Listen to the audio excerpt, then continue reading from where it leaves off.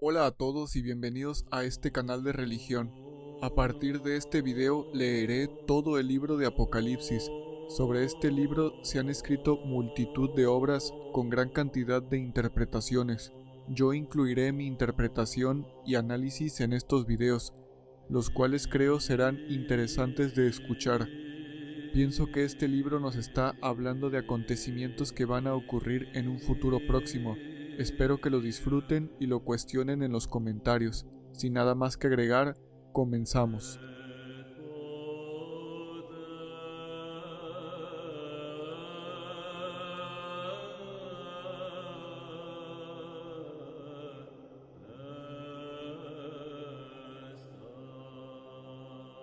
El Apocalipsis, como el resto de libros proféticos de la Biblia, deben de ser leídos literalmente, ya que el elemento literario es el elemento fundamental de cualquier interpretación.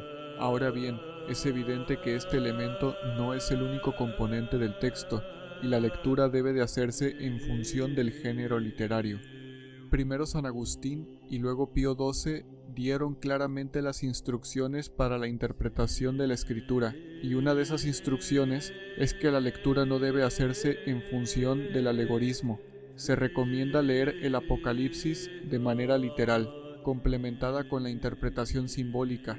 Es importante no prescindir del reconocimiento de que los símbolos tienen su importancia, pero sin caer en el error de buscar exhaustivamente el significado de cada uno de los detalles del símbolo, ya que este error hace que el lector se pierda, pero ciertamente el símbolo en su conjunto debe ser leído e interpretado a partir de la literalidad, y todo esto sobre la base del tipo y el antitipo. Revelación de Jesucristo, que le fue confiada por Dios para que manifestase a sus siervos lo que ha de suceder pronto. Él envió a su ángel para dársela a conocer a su siervo Juan, que ha dado fe de la palabra de Dios y del testimonio de Jesucristo. De todo lo que vio, dichoso el que lea y dichosos los que escuchen las palabras de esta profecía y tengan en cuenta lo escrito en ella, porque el tiempo está cerca. Juan a las 7 iglesias de Asia. Gracia y paz a vosotros de parte de aquel que es, que era y que ha de venir, de parte de los 7 espíritus que están ante su trono, y de parte de Jesucristo, el testigo fiel, el primogénito de entre los muertos, el príncipe de los reyes de la tierra, al que nos ama y nos ha purificado con su sangre de nuestros pecados, al que ha hecho de nosotros un reino de sacerdotes, para su Dios y Padre. A Él la gloria y el poder por los siglos de los siglos. Amén. Va a venir acompañado de nubes. Todos podrán verlo, hasta los que le traspasaron, y por Él harán duelo todas las razas de la tierra. Sí, amén.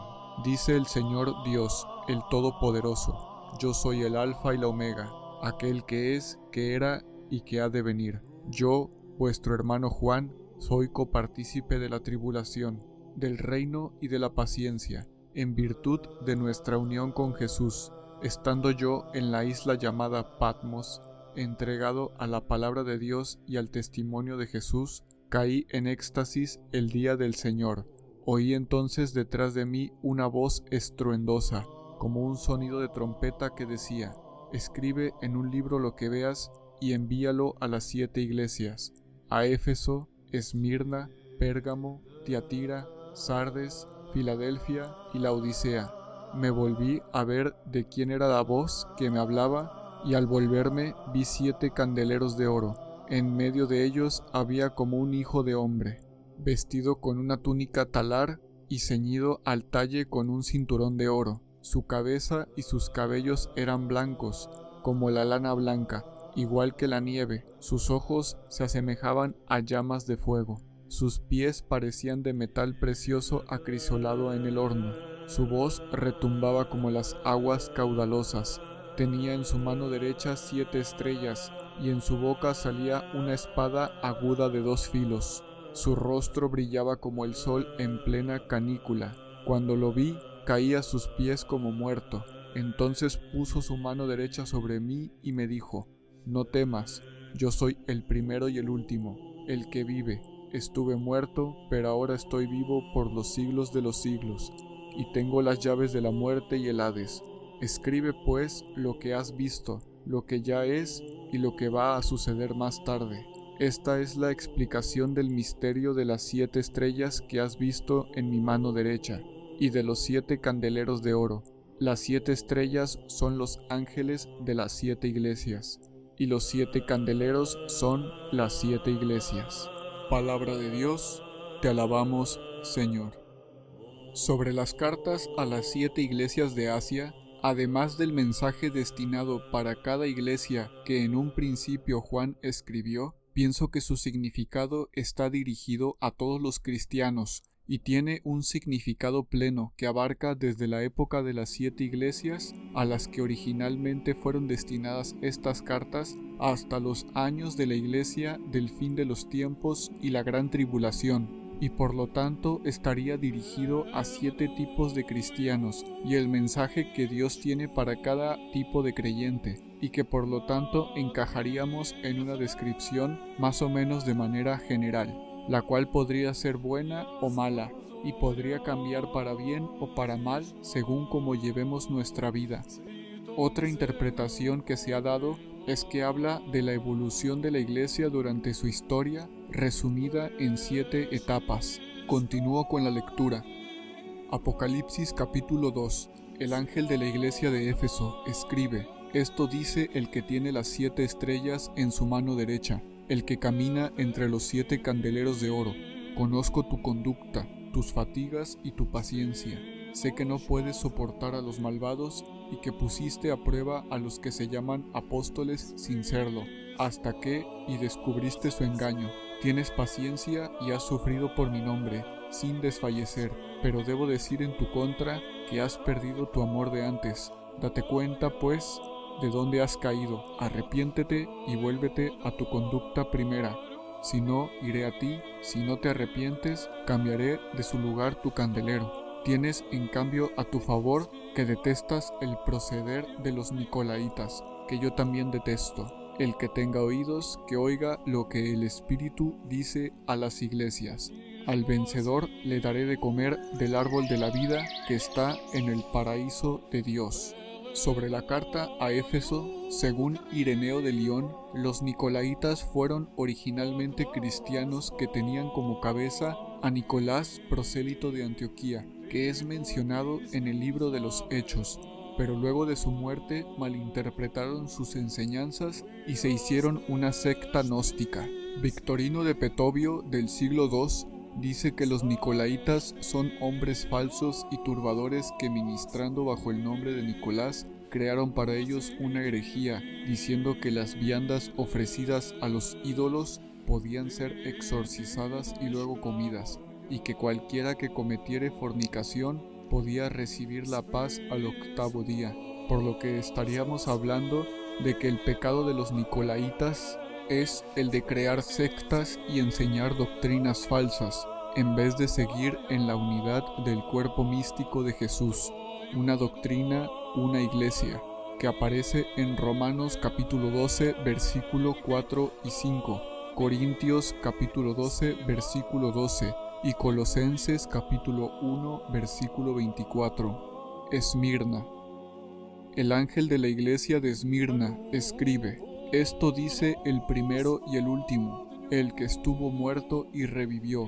Conozco tu tribulación y tu pobreza, aunque eres rico, y las calumnias de los que se llaman judíos sin serlo, pues son en realidad una sinagoga de Satanás. No temas por lo que vas a sufrir. El diablo va a meter a algunos de vosotros a la cárcel, para que seáis tentados, y sufriréis una tribulación de 10 días. Mantente fiel hasta la muerte, y te daré la corona de la vida. El que tenga oídos que oiga lo que el Espíritu dice a las iglesias. El vencedor no sufrirá daño de la muerte segunda. Pérgamo.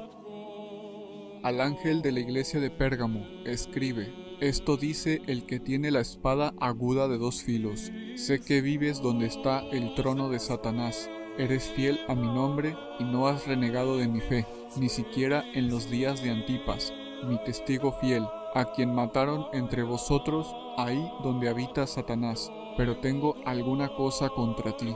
Mantienes ahí algunos que sostienen la doctrina de Balaam, que enseñaba a Balac a poner tropiezos a los hijos de Israel, para que comieran carnes inmoladas a los ídolos y fornicaran. Del mismo modo mantienes junto a ti a algunos que sostienen la doctrina de los Nicolaitas. Arrepiéntete, pues, si no, iré pronto a ti y lucharé contra esos con la espada de mi boca. El que tenga oídos, oiga lo que el Espíritu dice a las iglesias. Al vencedor le daré maná escondido, y también una piedrecita blanca, sobre la que irá grabado un nombre nuevo que nadie conoce, salvo el que lo recibe. Sobre la carta a Pérgamo, según la segunda epístola de San Pedro, nos habla de la doctrina de Balaam y el asna que aparece en Números capítulo 22. Podría interpretarse como una descripción de los falsos pastores que se venden por dinero y que de manera consciente o inconsciente terminan siendo tropiezo para el rebaño. A continuación leo la epístola. No apartan su vista del adulterio, ni se hartan de pecar, seducen a las almas débiles y tienen la mente ejercitada en la codicia, son gente maldita. Abandonaron el camino recto, se desviaron y siguieron el camino de Balaam, hijo de Bosor, que se dejó arrastrar por un salario inicuo, pero fue reprendido por su mala acción, un mudo jumento, que hablaba con voz humana, impidiendo la insensatez del profeta. Estos hombres son como fuentes secas y nubes llevadas por el huracán, a quienes está reservada la oscuridad de las tinieblas. Porque sí, después de haberse alejado de la impureza del mundo por el conocimiento de nuestro Señor y Salvador Jesucristo, se enredan nuevamente en ella y son vencidos. Su postrera situación resulta peor que la primera, pues más les hubiera valido no haber conocido el camino de la justicia que, una vez conocido, volverse atrás abandonando el santo precepto que les fue transmitido.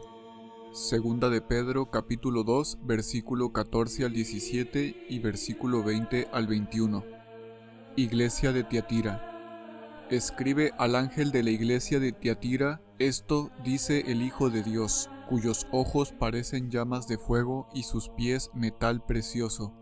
Conozco tu conducta, tu caridad, tu fe, tu espíritu de servicio y tu paciencia. Tus obras últimas sobrepujan a las primeras, pero debo decir en tu contra que toleras a Jezabel, esa mujer que se llama profetisa y que engaña a mis siervos, induciéndolos a que forniquen y coman carne inmolada a los ídolos. Le he dado tiempo para que se arrepientan, pero no quiere arrepentirse de su fornicación. He decidido postrarla en el lecho del dolor, y he dispuesto una gran tribulación a los que adulteran con ella, si no se arrepienten de sus obras. Además, heriré de muerte a sus hijos, para que sepan todas las iglesias que yo soy el que sondea los riñones y corazones, y que os daré a cada uno según vuestras obras. Pero a vosotros, a los demás de Tiatira, que no compartís esa doctrina, ni conocéis las profundidades de Satanás, como ellos dicen, he decidido no imponeros ninguna otra carga, salvo que mantengáis firmemente hasta mi vuelta lo que ya tenéis. Al vencedor, al que se mantenga fiel a mis obras hasta el fin, le daré poder sobre las naciones, las regirá con cetro de hierro, como quien quebranta piezas de arcilla. Yo también he recibido ese poder de mi Padre, y le daré también el lucero del alba. El que tenga oídos, que oiga lo que el Espíritu dice a las iglesias. Palabra de Dios. Te alabamos, Señor. Sobre la carta a Tiatira, de acuerdo con lo escrito en los libros de Reyes 1 y 2, podemos tener un acercamiento sobre a qué tipo de personas se refiere Jesús cuando habla de Jezabel, y podría referirse a personas que causan división y peleas dentro de la iglesia, personas manipuladoras, mentirosas, astutas y que practican la fornicación. Podría referirse a personas que subvierten a la iglesia, sus enseñanzas, doctrina y tradición. La subversión supone un cambio radical desde la base, es decir, al subvertir se busca cambiar por completo los elementos que definen y estructuran, en este caso, a la Iglesia. No es suficiente con cambiar un elemento o factor, sino que el subvertir busca que ha de darse por completo, en el mayor número de elementos posibles. Etimológicamente, el término proviene del latín subversio, cuyo significado literal es el de dar la vuelta, y esa carga que debemos de mantener firmemente hasta el regreso de Cristo es mencionada en los versículos 24 y 25 que acabo de leer, es la tradición católica. En resumen, creo que es un mensaje a rechazar la subversión de la tradición por medio del progresismo. Capítulo 3. Iglesia de Sardes. Al ángel de la iglesia de Sardes, escribe: esto dice el que tiene los 7 espíritus de Dios y las 7 estrellas. Conozco tu conducta.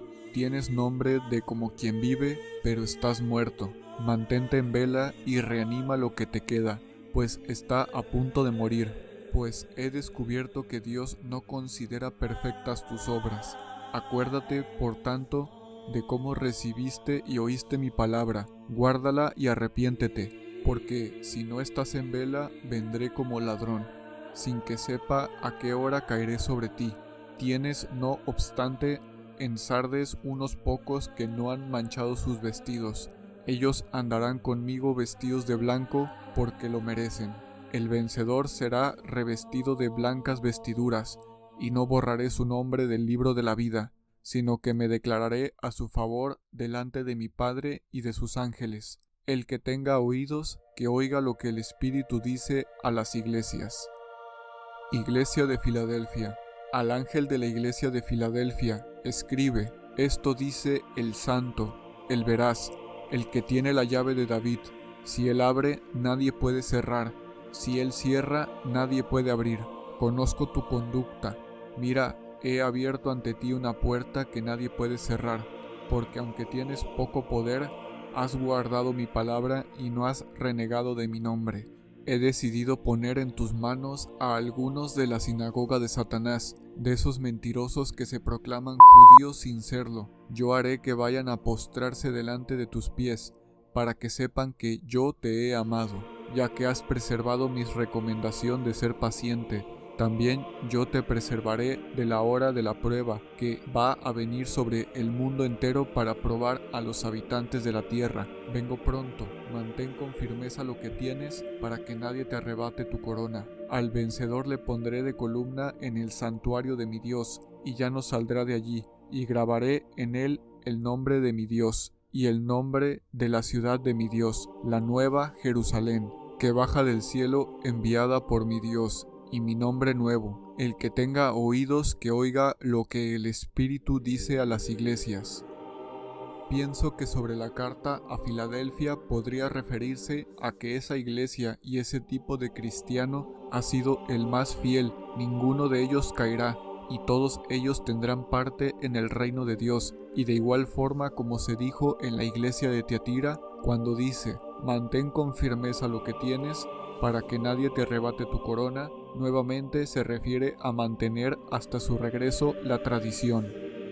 Iglesia de la Odisea. Al ángel de la iglesia de la Odisea escribe: así habla el Amén, el testigo fiel y veraz, el principio de la creación de Dios. Conozco tu conducta, no eres ni frío ni caliente. Ojalá fueras frío o caliente, pero como eres tibio, es decir, ni frío ni caliente, voy a vomitarte de mi boca.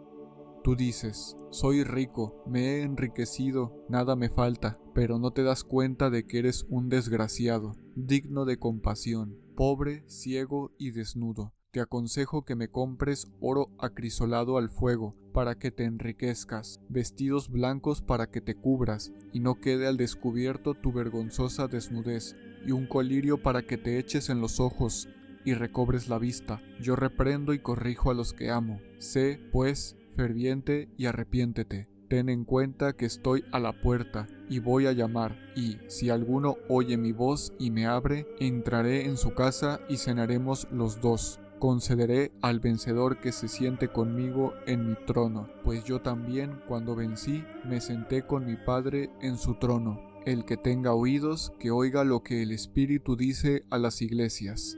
Palabra de Dios, te alabamos, Señor. Sobre la carta a la Odisea, podría referirse a los cristianos que han sido seducidos por los bienes y las riquezas de este mundo, pero al mismo tiempo buscan seguir siendo cristianos por interés y tal vez por miedo al infierno. Por lo tanto, para justificar ese comportamiento, su aparato lógico ha desarrollado una fe, entre comillas, de acuerdo a sus necesidades, la cual intenta conciliar un equilibrio entre conservar su estilo de vida y seguir en comunión con Dios. Esto termina convirtiéndose en realidad en una fe tibia y con una actitud políticamente correcta según las tendencias del mundo, pero como a Dios no lo podemos engañar, solamente a nosotros mismos, solamente esas personas terminan creyéndose la mentira de que están obedeciendo la voluntad de Dios. Él reprende a estos cristianos diciéndoles la realidad de que son unos desdichados y dignos de compasión, ya que están sin riquezas en el reino de Dios, aunque crean que están en la verdad, en realidad están en la mentira y no han hecho obras del agrado de Dios, porque las riquezas y la lisonja de este mundo han podido con ellos. Y hasta aquí termina el video del día de hoy. En el siguiente video hablaremos de los eventos preliminares al gran día de Dios y un análisis geopolítico y social de la actualidad. Si los videos te parecen interesantes, no dudes en mirarlos todos, investigar por tu cuenta y de comentar lo que piensas al respecto. También, si lo deseas, no olvides ayudarme con tu like y de compartirlo con tus amigos, familiares y conocidos. Yo me despido por el momento y les envío un saludo enorme a todos. Dios los bendiga.